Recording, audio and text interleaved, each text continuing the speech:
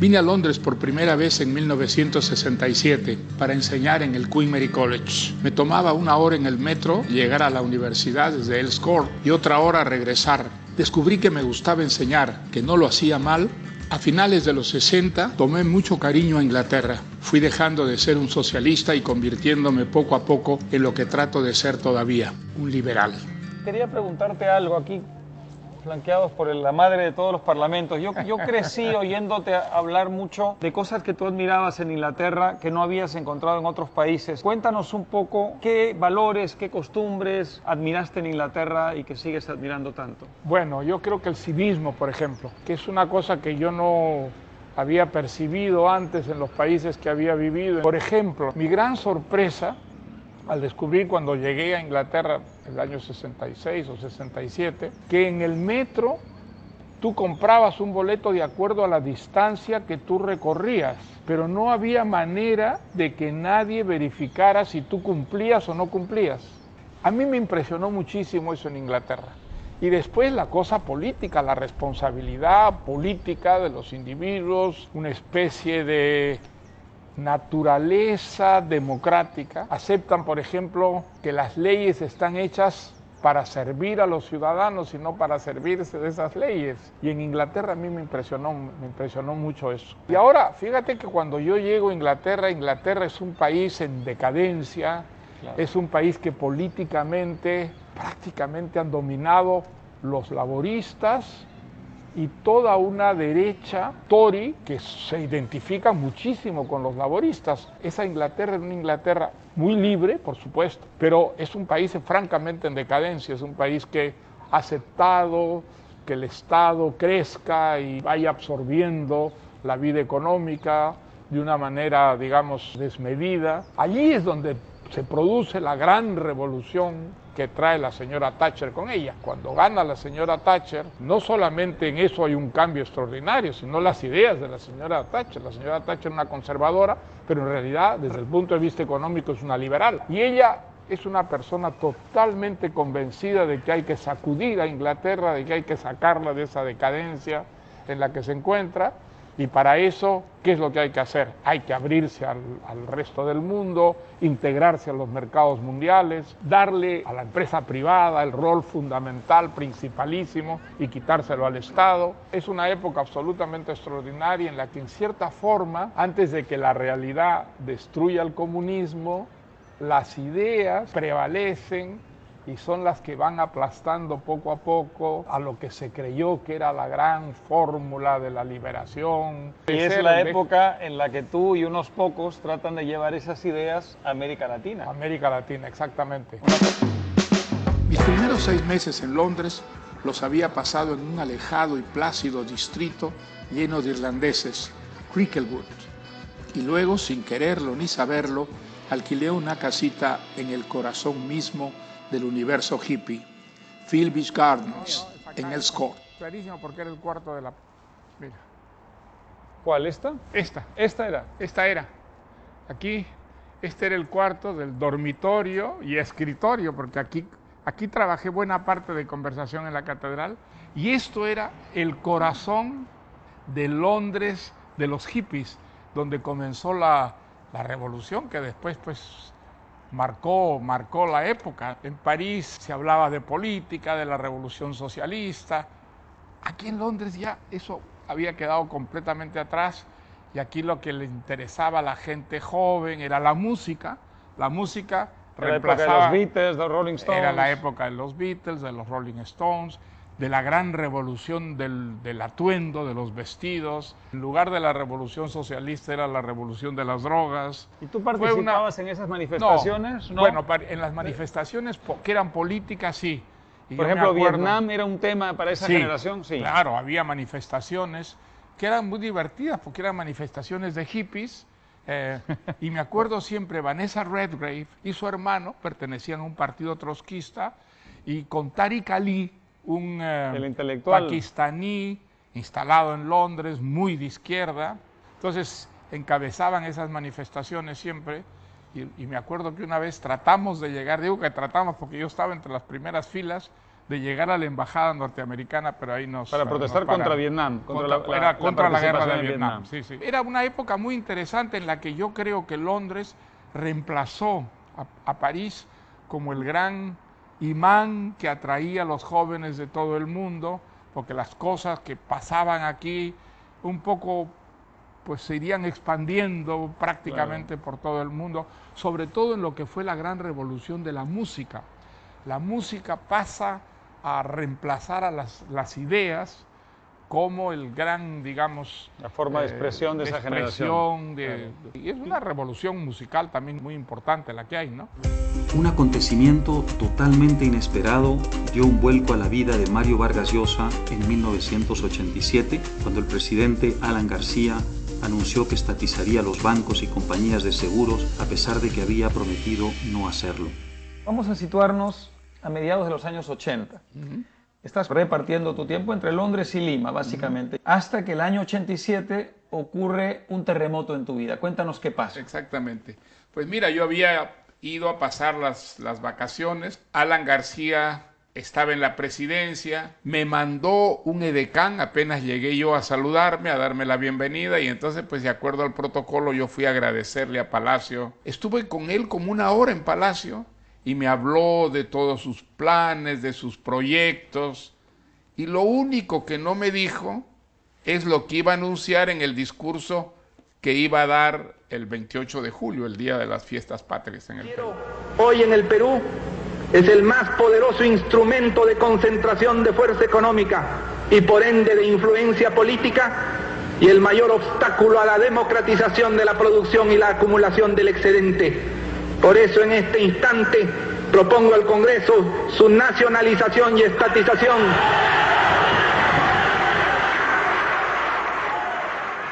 Alan García anuncia que va a expropiar los bancos, las compañías de seguros y todos los institutos financieros del Perú. Entonces, yo me quedo absolutamente estupefacto. Digo, este es el fin de la democracia en el Perú. Un gobierno que tiene el control de la vida económica y financiera del país, tiene el control absolutamente de la vida política y además desde el punto de vista, digamos, económico, va a ser una catástrofe para el Perú.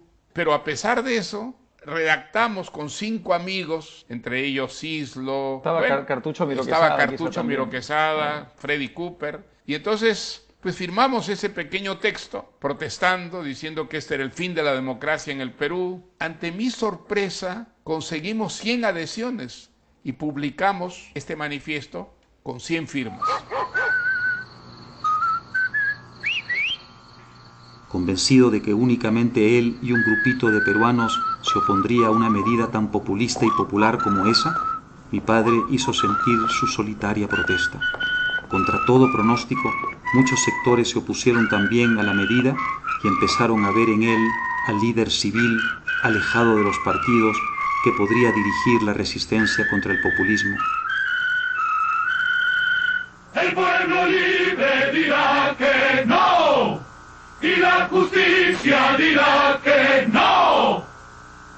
¡Libertad! ¡Democracia, libertad! ¡Democracia, libertad! ¡Democracia, libertad!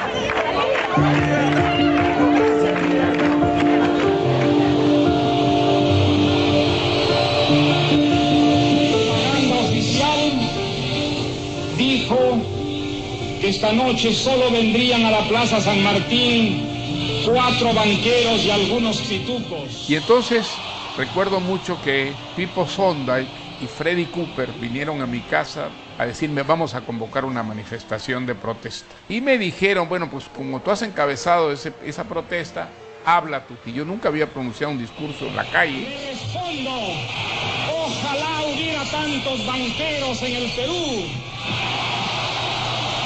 porque entonces nuestro país sería un país próspero, con trabajo y con riqueza, y no el país pobre y atrasado. Dicen que el presidente Alan García rompió a patadas el televisor. la televisión que estaba viendo cuando vio la cantidad de gente que ocurría. Ante la sorpresa de todos los organizadores, ganamos. Claro. Conseguimos, con métodos absolutamente democráticos, parar una medida que yo creo hubiera sido catastrófica para el Perú. Y Alan García no pudo nacionalizar ni los bancos ni las compañías de seguros. Entonces, ¿cuál fue la consecuencia de esto? La consecuencia de eso que se creó una especie de entusiasmo con la idea de dar a este movimiento una permanencia. Y claro, como yo había en cierta forma dirigido todo esto, pues me vi sin quererlo, sin haber soñado jamás en semejante cosa, convertido en un candidato a la una vez más presidencia de la viviendo la República. novela en la vida real. Exactamente, Pues es lo parece que tu decía destino.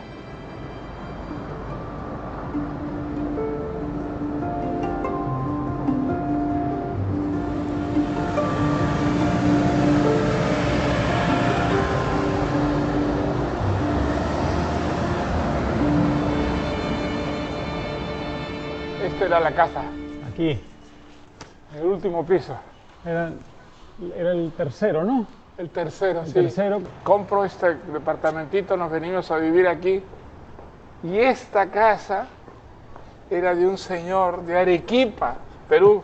En el inmenso Londres venimos Una coincidencia. a tener como un vecino un arequipeño. Cuando se está formando tu partido político en el Perú, el Sí, Movimiento claro. Libertad, todavía pasas temporadas acá, Sí, vas claro. y vienes entre Lima y Yo Londres. me acuerdo que y hablaba aquí con- recibías los domingos los informes de Sí, cómo Miguel se iban Cruchaba, formando Miguel los comités. Cruchaba, Sí. claro. Durante los 25 años, mira, hemos procurado siempre viajar juntos y estar juntos en el mismo trabajo. A pesar de que escribía solo, por lo menos yo lo ayudaba en lo que se refiere a su vocación. Entonces hemos estado acostumbrados a trabajar juntos siempre y en esto de la política, pues no me ha costado mucho también estar al lado de él trabajando. El comienzo de la campaña, los días de la lucha contra la emancipación de la banca, fueron probablemente los días mejores. Parecía haber surgido en el Perú todo un movimiento que lo que quería era realmente democracia de verdad y que entendía al fin que la única manera de traer prosperidad al país era defendiendo la propiedad privada, estimulando a las empresas privadas, descargar el Estado del peso enorme que tenía su burocracia y sobre todo pues nosotros insistíamos muchísimo en que la libertad era absolutamente esencial. Eso es algo pues fundamental para todos los grandes pensadores liberales. Todo eso lo fui descubriendo yo en el curso de esa campaña cuando tuve que enfrentarme a la guerra sucia. Perú, 1990. Un aterrador experimento se prepara, como si los peruanos fuésemos conejillos de indias. Primero, los atontamos con una avalancha de comerciales. Luego, aplicaremos el shock. 22 millones de peruanos están en peligro. Esto podría suceder. Inflación al 30.000%. Fábricas que se cierran, chacras abandonadas, minas paralizadas, salarios que se esfuman, desempleo total, hambre, más violencia, más destrucción, juventud sin estudiar. Te bañaron en mugre a lo largo de años. No, pero en mugre, en mugre, pero en mugre asquerosa. Y usaron tus novelas contra ti. ¿Recuerdas que Sí, sí. tú publicas, bueno, eso sí fue una temeridad, Elogio de la madrastra, una novela erótica Sí, del yo año me acuerdo, 88 en plena Yo me campaña acuerdo electoral? haber pasado por una sala y haber visto que en la televisión estaban analizando el Elogio de la madrastra y el locutor decía, era muy divertido, decían, señoras, aparten a sus niños de la televisión porque vamos a hablar de cosas horrendas y ustedes van a descubrir una mente pervertida, una mente absolutamente degenerada, para ver si es eso lo que quieren los electores que llevan a llevar a la presidencia de la República. Y resulta que descubrí que era yo, el degenerado, el perverso.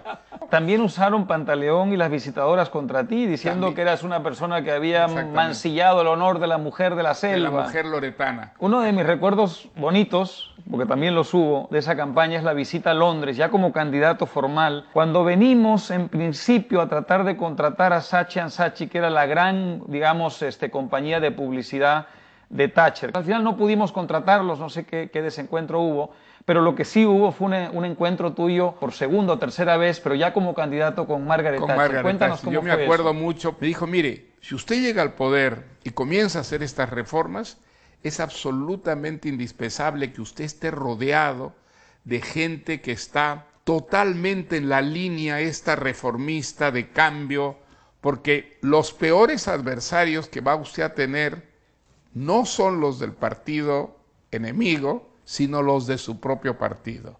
Y me dijo, es muy sencillo, se crea inmediatamente, desde que uno está en el poder, la idea de mantener el poder. Y entonces se asustan mucho con que vengan unas reformas profundas que los pueden hacer impopulares, que los pueden sacar del poder, y entonces hay una resistencia a las reformas. Siempre me ha quedado eso en la memoria. ¿Y qué razón tenía? ¿No? Porque había mucha resistencia dentro del Frente Democrático, que era la alianza que teníamos a tus ideas. Sí.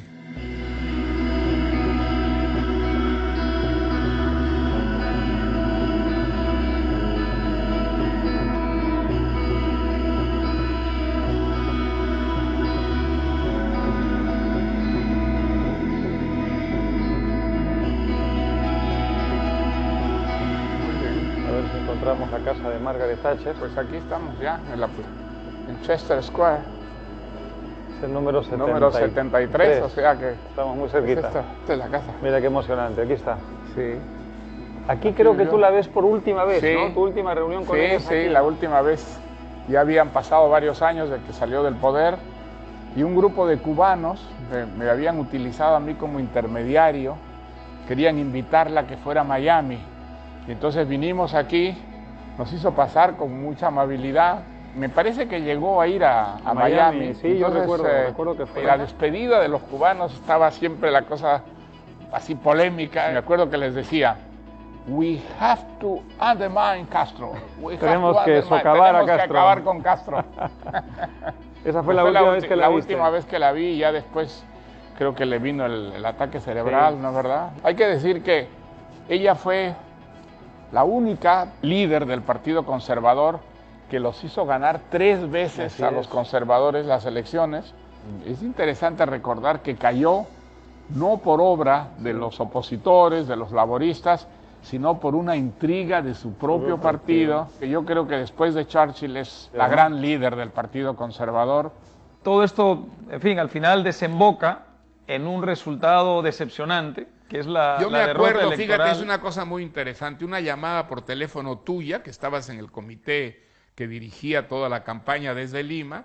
Yo estaba en el Cusco, saliendo del hotel en el Cusco hacia la Plaza de Armas, y tú me dices, el Chinito está subiendo como la espuma en las barriadas de Lima. Y yo me acuerdo haberte preguntado, ¿quién es el Chinito? Tú me dijiste, es un candidato que se llama Fujimori. Ese día yo me entero que había un candidato que se llamaba Fujimori. En ese momento empieza a subir en las encuestas. Hay una especie de corriente de simpatía hacia él de los sectores más humildes. Y Alan García dice entonces, ahora sí el Estado debe volcarse enteramente apoyando a Fujimori. Entonces, inmediatamente digo, yo ya estoy derrotado. Pero había que hacer campaña. Y entonces esos últimos 2 meses fueron terribles. Es donde más gente nos mataron. Más de 100 miembros del Frente Democrático fueron asesinados en esos últimos 60 días. Y al final, las elecciones, pues las ganó Fujimori con un margen muy ancho. Y entonces, inmediatamente después de la campaña, pues partí otra vez a Europa. Ya regresas y volví otra vez a leer y a escribir. Hay gente, porque básicamente la han convencido de ello, que cree que desde el primer momento, tras la derrota, por puro resentimiento, tú te conviertes en el gran enemigo de Fujimori, que en realidad respirando por la herida es que tú empiezas a combatirlo. No es cierto. Cuenta cuál es la verdad. Admití la derrota, la reconocí desde el discurso que pronuncié el mismo día de las elecciones, cuando se cerraron las urnas, y no abrí la boca para hacer la menor crítica sobre la política de Fujimori los 2 primeros años, mientras él fue un presidente democrático. Como presidente de la República, he constatado directamente todas estas anomalías y me he sentido en la responsabilidad de asumir una actitud de excepción para procurar acelerar el proceso de esta reconstrucción nacional. Por lo que he decidido tomar las siguientes trascendentales medidas. Primero, disolver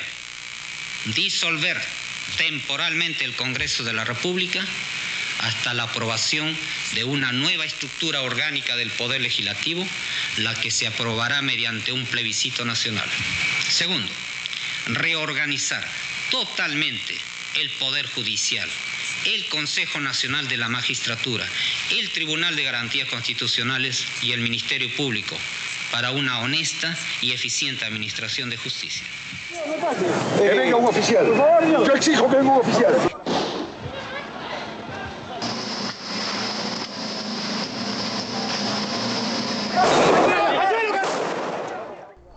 En 1992, 2 años después de haber ganado la segunda vuelta electoral, Alberto Fujimori dio un golpe de Estado y se convirtió en dictador con respaldo popular. Mi padre denunció el golpe y pidió a la comunidad internacional poner al régimen en cuarentena.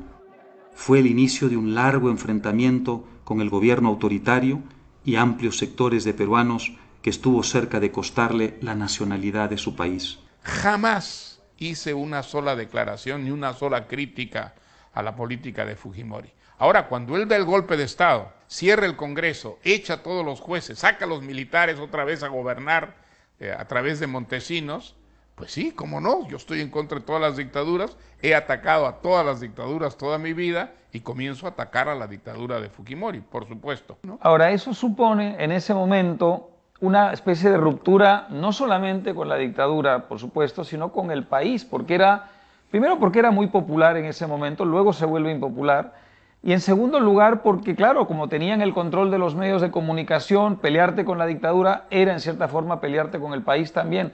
De modo que no por primera vez en tu vida se produce una especie de gran divorcio emocional, diríamos, entre tú y el Perú, ¿no es cierto? No, y se produce sobre todo porque yo digo, a una dictadura hay que castigarla económicamente.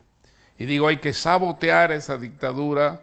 La dictadura es el mal absoluto para un país y hay que contribuir a quienes están peleando adentro, resistiendo adentro, hay que colaborar con ellos tratando de que esa dictadura termine de una vez. Y entonces, claro, por eso me atacaron muchísimo. Tú sabes que Fujimori, bueno, cierra el Congreso, echa a todos los congresistas y hace unas elecciones, que son unas elecciones muy acomodadas, para tener un Congreso servil. Ante ese Congreso empieza a correr un proyecto de ley para quitarme la nacionalidad. Entonces, claro, yo en Europa, quedarse convertido en un paria en Europa, complicado. En un momento en que nacían los prejuicios contra la inmigración y contra los extranjeros. Y entonces un abogado me descubre que hay un tratado entre el Perú y España del siglo XIX en el que se reconoce mutuamente la doble nacionalidad. Y entonces pues inmediatamente pido, y tengo que reconocer mucho a Felipe González y al gobierno socialista, y al rey, los dos, que me dan la nacionalidad a mí y a toda mi familia. Y es otra cosa que utiliza la dictadura contra ti para llamarte traidor al Perú, y en fin, sí. Hay una campaña de una década. La campaña fue de años y fue una campaña absolutamente feroz. Y la reconciliación con el Perú no vendrá hasta la caída de la dictadura el año 2000, pero en fin, de eso hablaremos en otro momento. Una cosa que sí ocurrió, que creo que es un efecto positivo de la campaña, es que tu influencia, digamos, como líder de opinión internacionalmente en asuntos políticos creció. Yo recuerdo mucho siempre lo que pasó en México durante el encuentro que convoca Octavio Paz, creo que fue con motivo de un aniversario de vuelta de la revista, un gran encuentro internacional que fue transmitido por televisión a México a través de un canal de televisión, y que allí tu presencia tuvo un efecto político interno en México realmente muy, muy importante, e incluso provocó una polémica con tu anfitrión y amigo, Octavio Paz. ¿Recuerdas aquello? Bueno, yo recuerdo muy bien el detalle, sí. Era muy interesante, digamos, una reunión donde venían pues muchos intelectuales, sobre todo intelectuales que habían participado en política, pero a medida que las exposiciones progresaban, y yo empecé a sentirme muy incómodo, porque aparecía toda América Latina con la exclusión de México, criticando brutalmente a las dictaduras. Oye, y parecía que México era la excepción a la regla. Y entonces pues yo hablé de dictaduras latinoamericanas. Creo que el caso de México encaja dentro de esa tradición con un matiz que es más bien el de un agravante. Yo recuerdo haber pensado muchas veces sobre el caso mexicano con esta fórmula.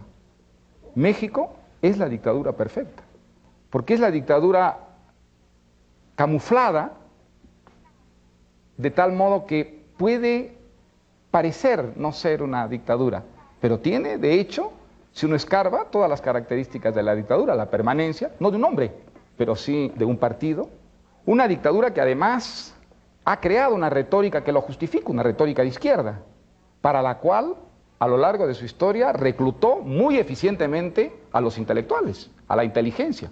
Yo no creo que haya en América Latina ningún caso de sistema de dictadura que haya reclutado tan eficientemente al medio intelectual, sobornándolo de una manera muy sutil, a través de trabajos, a través de nombramientos, a través de cargos públicos, pero tanto es una dictadura que todas las dictaduras latinoamericanas, desde que yo tengo uso de razón, han tratado de crear algo equivalente al PRI en sus propios países. En el Perú, el dictador Velasco trató con todo su equipo de intelectuales reclutados de formar una especie de PRI peruano y no funcionó. Y entonces me acuerdo que Octavio Paz pues no le gustó. A él le dolió, ¿no?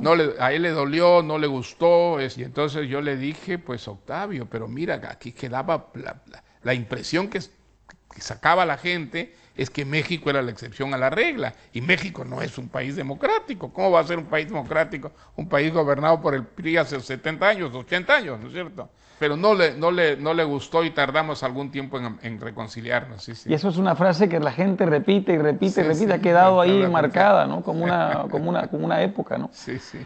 Obviamente, entre mediados de los 80 y el año 93, 94, pues la, digamos, producción literaria es menor que en otras épocas, salvo El Hablador y Lituma en los Andes. Sí. Pero lo que quería es más bien retomar la parte de no ficción, porque sí publicas, pero sobre todo El pez en el agua. Yo escribo El pez en el agua. ¿Por qué? Para entender lo que había pasado. Yo tenía una confusión enorme sobre estos 3 años que habían comenzado tan maravillosamente con las manifestaciones y que habían terminado tan mal con una derrota, pues que en un principio parecía imposible. Y además yo quería también analizar la experiencia de vivir la política de una manera muy distinta, ya no desde una biblioteca, ya no la política como ideas, como proyectos, como valores, sino la política al día a día, la política esa que se hace en la calle. Por eso escribo El pez en el agua. Y supongo que con eso, en cierta forma, exorcizabas un poco el demonio de la campaña también, ¿no?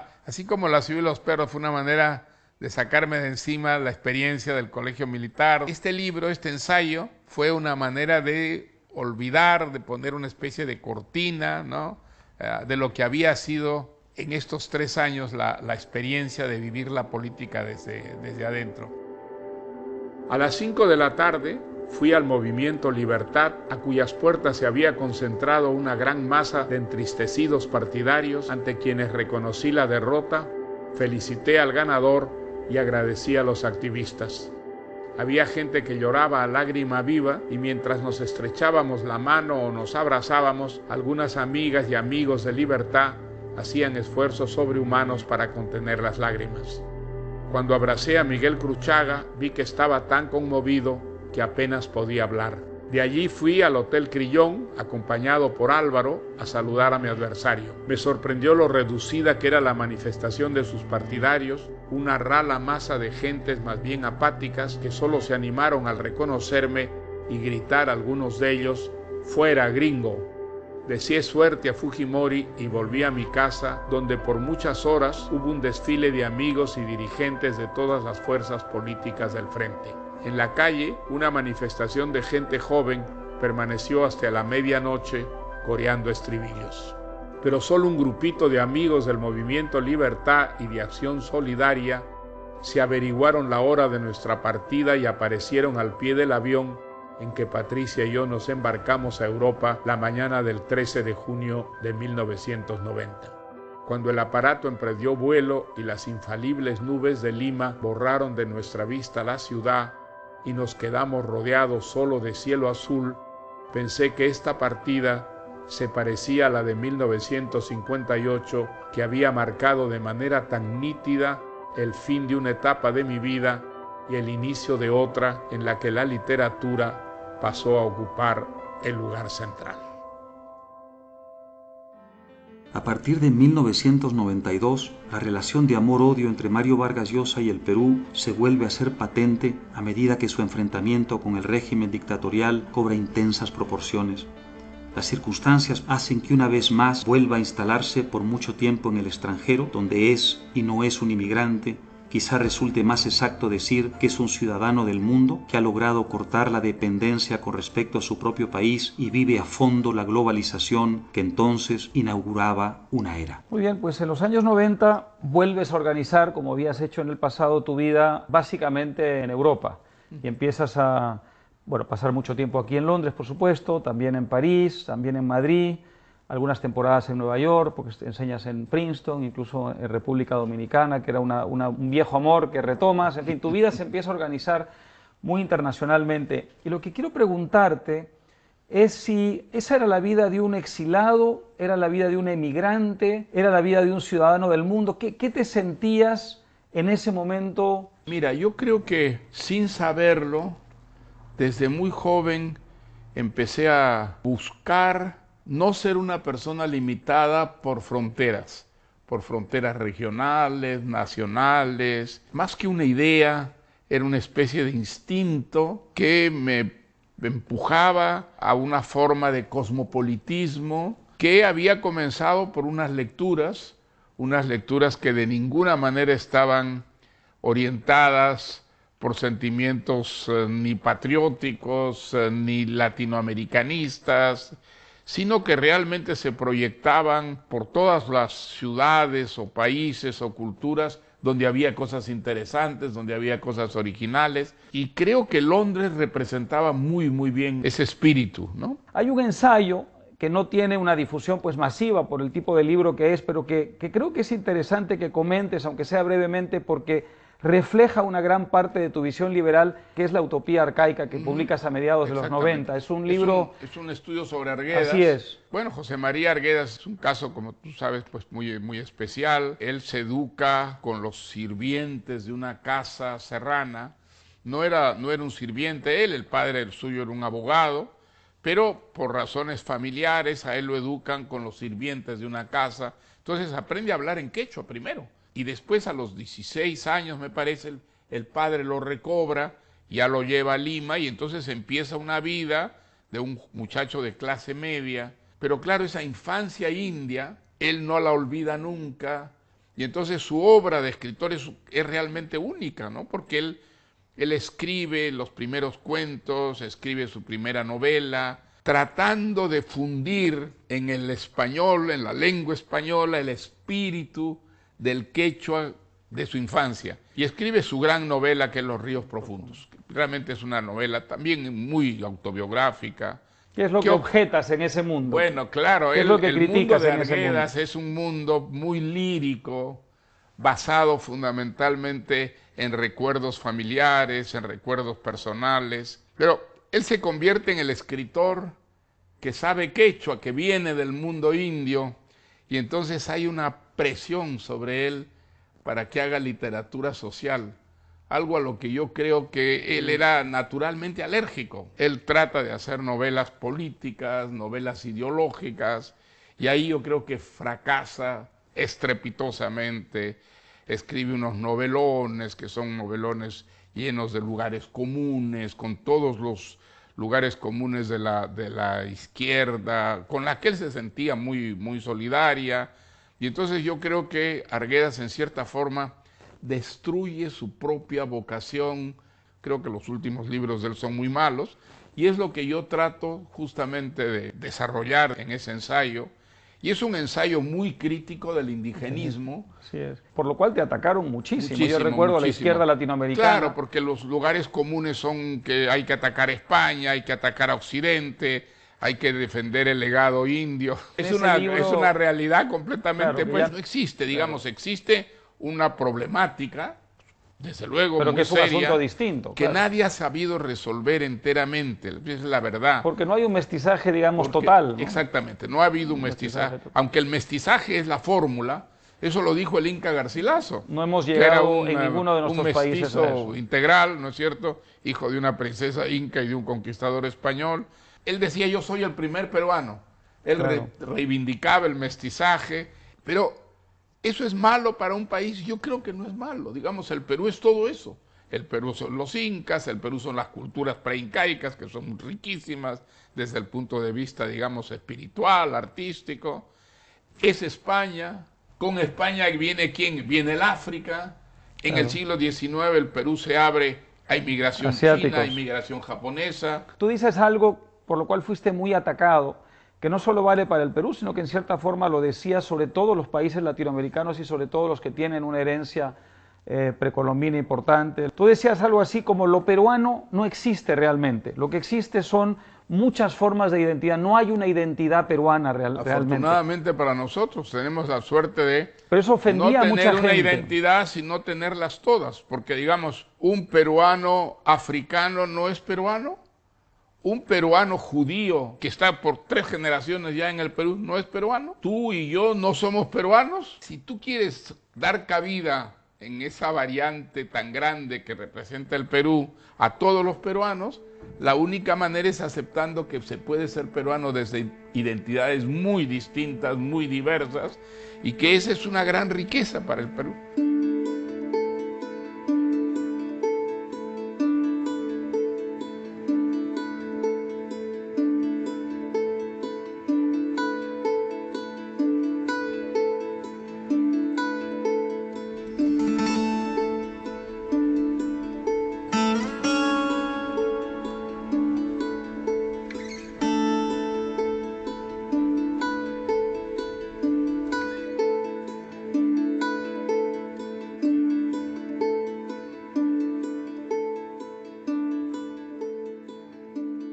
El agua debe estar absolutamente congelada.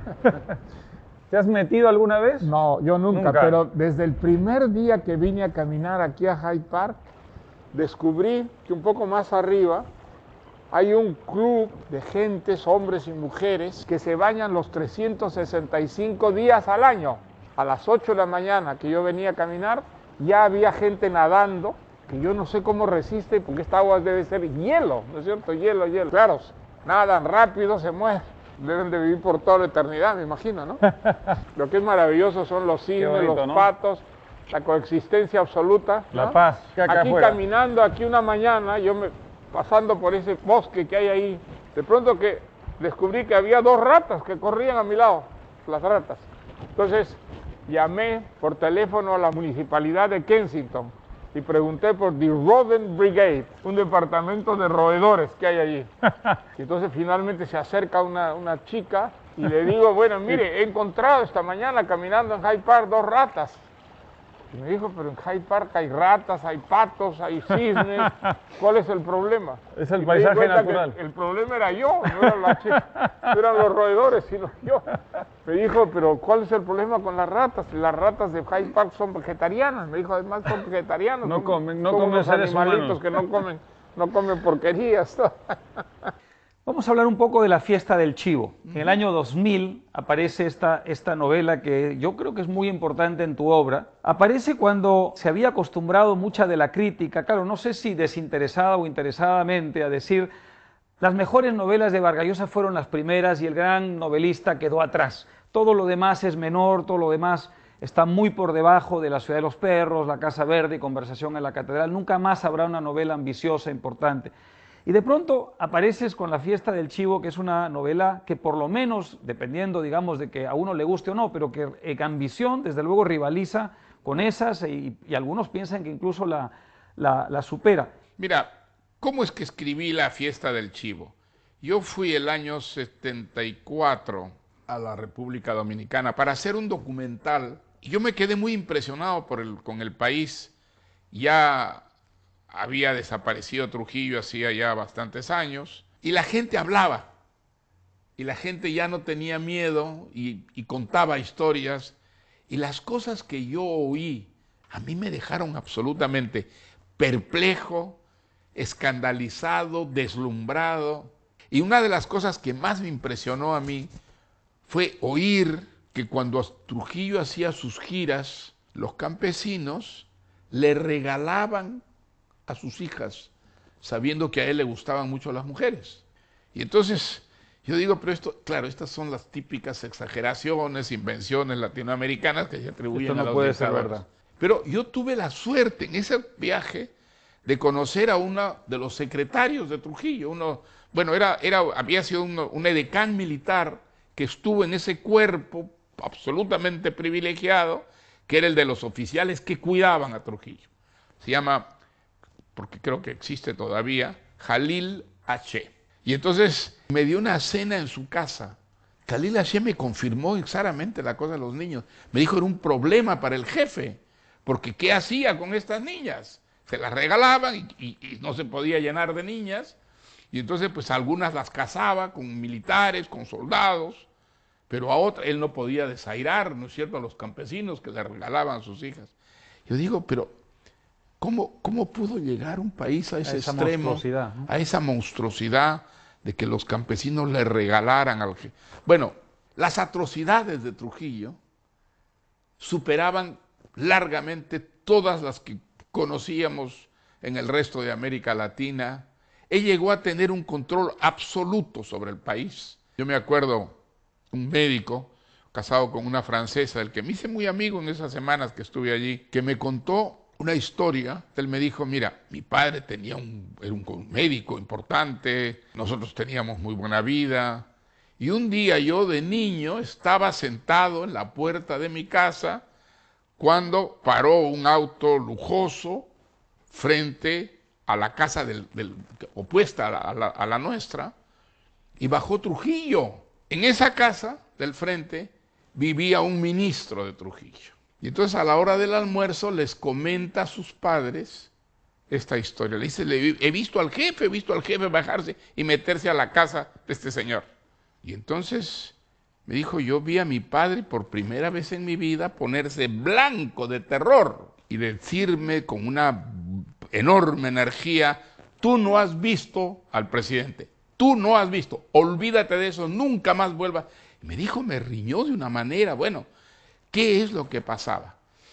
Trujillo acostumbraba, entre las 1000 cosas disparatadas que solía hacer, acostarse con las esposas de sus ministros. Pero lo que es extraordinario es que en muchos casos no se acostaba porque le gustaran estas señoras, sino porque era para hacer pasar la prueba de la lealtad a sus ministros.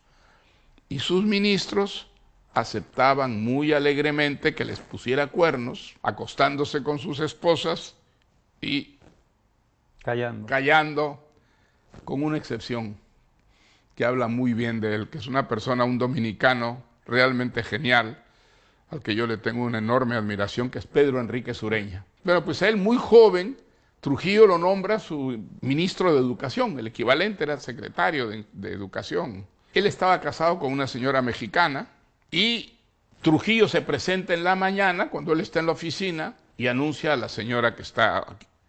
Entonces la señora le dice, yo no recibo a nadie en mi casa si no está mi marido, así que no lo voy a recibir a usted. Y le cuenta esto a Pedro Enrique Sureña. Esa misma tarde, Pedro Enrique Sureña renuncia, al día siguiente se va de la República Dominicana con su mujer y nunca más vuelve a pisar. Entonces yo quedo completamente, digamos, motivado. Yo nunca pensaría que iba a escribir una historia situada en la República Dominicana, pero todo esto a mí realmente me sensibiliza extraordinariamente. Pienso en Trujillo, y entonces empiezo a tomar notas, empiezo a leer libros sobre muchos testimonios sobre la época, y aunque te parezca mentira, yo no puedo llegar a contar todos los horrores del trujillismo, porque no no resultaban creíbles, no había manera en una novela realista de meter esos horrores sin que un lector automáticamente dijera, no,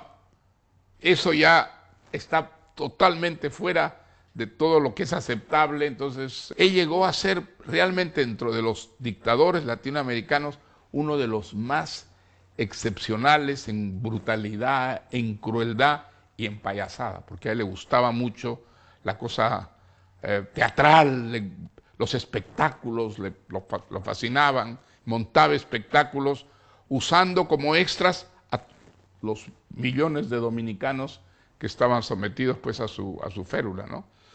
Y fue una experiencia muy interesante, una experiencia en la que yo volví varias veces a la República Dominicana para hacer trabajo de formación, de documentación. Y escribir esa novela fue como un poco como escribir la Guerra del Fin del Mundo, que me llevó pues a conocer el Brasil, a conocer el nordeste brasileño.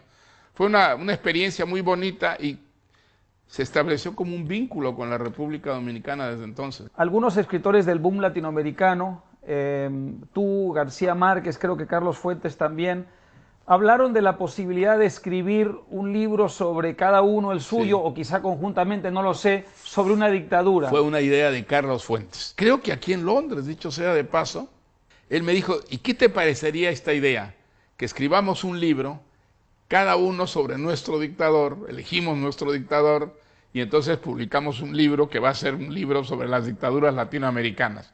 Y entonces, pues sí, nos animamos, nos entusiasmamos, y al final el proyecto quedó en nada, no se materializó, pero si tú piensas, la verdad es que cada uno escribió claro. García Márquez escribió El otoño del patriarca, yo escribí sobre Trujillo, Carpentier escribió muchos libros sobre las dictaduras, pero... El recurso del método. El recurso del método. Entonces, yo creo que de alguna manera la idea de Carlos Fuentes al final se materializó, ¿no?